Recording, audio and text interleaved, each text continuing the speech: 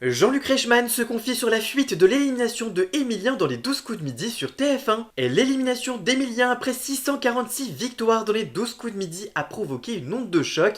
La révélation du départ du plus grand champion de l'histoire des jeux télé en France avait en effet fuité sur les réseaux sociaux plusieurs semaines avant la diffusion de l'épisode concerné ce dimanche 6 juillet dernier. Bien qu'elle ait été démentie par Jean-Luc Reichmann, elle l'a également beaucoup hérité au plus haut point. Interrogé sur cette affaire dans le club de l'été sur Europe 1, l'animateur de 64 ans ne décolérait pas contre la divulgation de ce secret et son auteur, je cite, « Le problème c'est la personne qui a donné l'info et qui fait partie de notre équipe. C'est ce qui est le beaucoup plus périlleux pour moi, c'est une personne autour de moi, il y a toujours des gens en technique, à la régie, à la réal, ça peut être également un spectateur du public, mais il y a un contrat de confiance qui n'est pas respecté. » Ce qui est hyper blessant, c'est que je me dis que dans mon équipe, il y a un traître. C'est cette personne qui a fait partie de notre quotidien, qu'on aime, que l'on rémunère également et que l'on emploie depuis des années peut-être. Et cette personne nous a trahis en révélant cette information.